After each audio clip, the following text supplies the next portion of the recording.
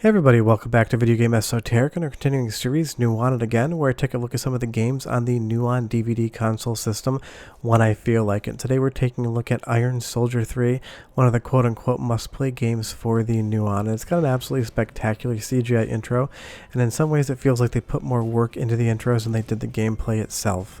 Before we get too far involved though, do me a huge favor, go down below, hit like, subscribe, and that notification bell definitely helps us out. If you feel so inclined and want to support the channel, we got a Patreon link down below as well.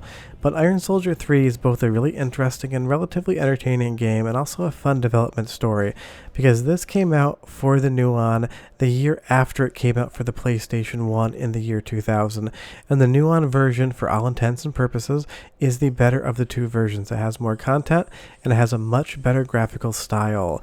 And the interesting thing is, this is supposed to not play on my Toshiba NUON. The internet will tell you that this game has a bug and it will not allow you to load past that original CGI intro. I don't know where that claim comes from. Maybe it's true, but I have a Toshiba player and I'm capturing Iron Soldier via component and playing it on that system, so I guess sometimes you can't believe everything the internet says to you. But as far as what Iron Soldier 3 is, it is a mech simulator. It's not the most simmy game feeling, but it's definitely not just a straight action game either. But it's got a ton of fun. When you're hitting those helicopters that are exploding with those polygons just flying around the screen, it is highly entertaining. And I love that we get this rain effect, and that rain's coming down on our mech visor as well. And some enemies you can just totally walk over, don't even worry about wasting your ammunition, because it's in limited supply and you do need to find more. But as we shot down that helicopter there, this game is a lot of fun, and you can have a lot of fun with it. My only complaint about Iron Soldier 3 is that actually beating the missions takes a lot of practice, and you need to really learn the map layout, because sometimes you only have so much time, or you only have so many weapons at your disposal, and the longer it seems that you spend in the levels, the more enemies the game's going to throw at you, so you're just going to run out of energy and explode. But I do love the tanks and just how you can walk right over them. But visually, this is a really nice looking game. I mean, it's before the PlayStation 2, and it's definitely not PlayStation 2 level graphics, but it beats anything the PlayStation 1 or Nintendo 64 could do in that same period of time. And it does go to show that the NUON was relatively powerful hardware in those DVD players. Obviously, it didn't succeed, and this is about one of 8 officially released games, but it just shows you that sometimes failed hardware is better on paper than the hardware it's competing against. And I love watching that helicopter spin down there. This is definitely the best version of Iron Soldier you can play. Iron Soldier 1 and 2 in the Jaguar are fun, but not as fun as this, and you'll see that I ran out of power there, and I'm just going to completely explode. But popping over to the next level, it's set in kind of like a Siberian wilderness, and we need to find another mech that's attacking the city. Basically, it just feels like a mech version of Godzilla. We're the good monster, let's go battle the bad monster. But you'll see as we get closer to things, NUON had some really nice texture filtering, and everything does look really good when you're playing the game. For the most part, it runs at a relatively stable frame rate. Sometimes when there's a lot of explosions going on, it will dip ever so slightly. That's nothing that the PlayStation 1 version didn't do either, but you could totally see the lineage between the Atari Jaguar and the NUON, because this does look like a Jaguar game except on much better hardware. The only other thing about this game that I wish they had done a little bit more of is that kind of diversify the enemies. You're going to be fighting tanks, different infantry like setups, turrets, and these mechs here, which if you just walk right into them, they're going to blow you up. And every time you die, you get this amazingly detailed cutscene, and they do change.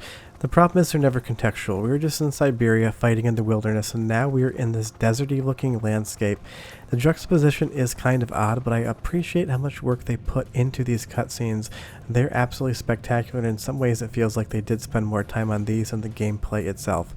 But it's also got a really interesting soundtrack, so go ahead and listen for like 45 seconds, and I'll come back and talk more about Iron Soldier. But enjoy!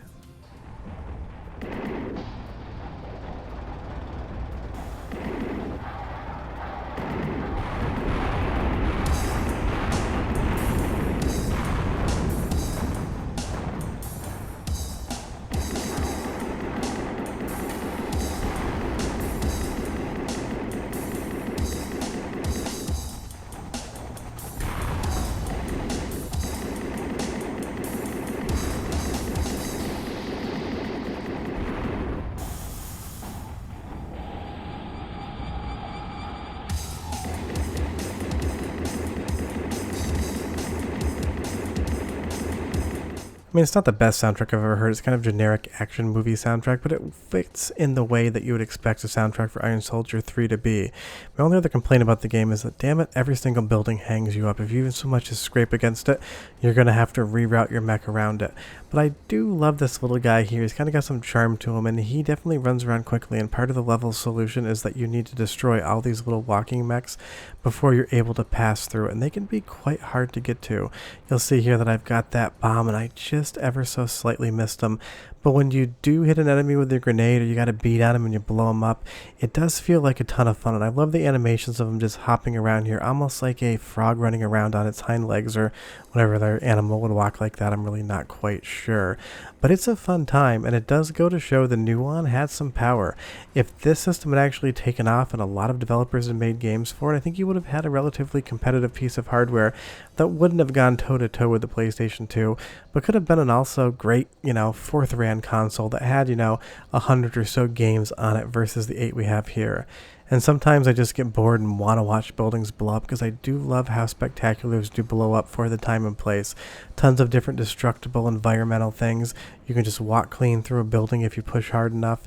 It's fun just to blow things up, and that's why I do enjoy this game, even if the difficulty curve is extremely steep, and being able to even pass one mission takes like an hour or so of learning. You just have a lot of fun when things are exploding, or when you're exploding things.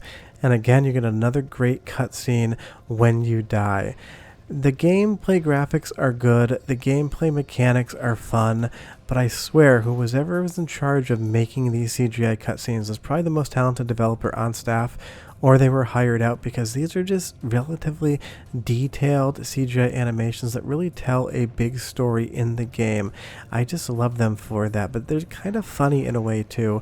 Cutting ahead a little bit in that CGI animation, you're going to see that we are going to take that tank blast right to the carapace of that mech, and we're going to get the game over screen. And with all this detailed CGI, what does that look like? Well, it's just going to kind of pop up over the game, and the audio even stops. So it's like a lot of love and attention and care was put into this game, and in some places there was zero attention or care put into it whatsoever. It doesn't feel unfinished, it just kind of feels unbalanced in the level of detail that they're providing to you. And you do get these quick mission briefings here with more CGI, then you just get a little bit of text, but honestly that's not too much that you need to worry about. And this mission, probably the hardest, you need to escort these trucks to the finish line, and you need to make sure that at least one makes it so they're not destroyed. And really big hint here that I should have paid attention to myself: don't just walk over your own damn truck. I just blew up one of my trucks just by walking clean over it. You gotta be careful, because anything under your foot in this game is going to explode, including the things that you were trying to protect. Now, it's my fault, but that's what I mean when I say this game has a learning curve. You need to know what's going on, because you can see that truck there just got sniped from somewhere. I missed an enemy. But if you play this level 3 or 4 times and learn the patterns, because they do not change, then things will be easier. But don't expect to start playing Iron Soldier and be good at it. This is the type of game that requires practice and patience and learning, and again, stupidly, not walking over your own damn truck. But they do just explode if they run into this wall here. If you don't shoot that wall out before they get there, apparently that 5-mile-an-hour bump was enough to make that thing just explode sky high. But when all these helicopters are coming at you, you know that truck's down below, and you're just trying to knock the enemies out before you lose your last truck. It's a really intense feeling, and when this game is clicking with you, it is a ton of fun. And just like we talked about in our Tempest video, unless I schedule that afterwards, Nuon has at least 2 games that are worth playing. Now, would I buy a Nuon to play Iron Soldier 3 over getting a PlayStation 1 copy? No. It's not worth it to buy a Nuon if you just want to play Iron Soldier 3. The PlayStation 1 version is good enough. The graphics aren't as good, but honestly, between the cost of the player, the disc, and the controller, it's probably not worth it. But again, if you read rumors online that say that the Toshiba Nuon player will not load up Tempest 3000 or Iron Soldier 3, those are wrong. I'm playing Iron Soldier 3 here on a Toshiba DVD player, and it's working perfectly fine, and I am blowing up these helicopters. But yeah, that's Iron Soldier 3. It's a ton of fun, and it's a direct sequel to Iron Soldier 1 and 2 on the Atari Jaguar, which is perfect because the Nuon's basically a Jaguar sequel. Again, that truck touched the wall and it blew up. I'm glad my car doesn't do that. See you guys next time. Bye-bye.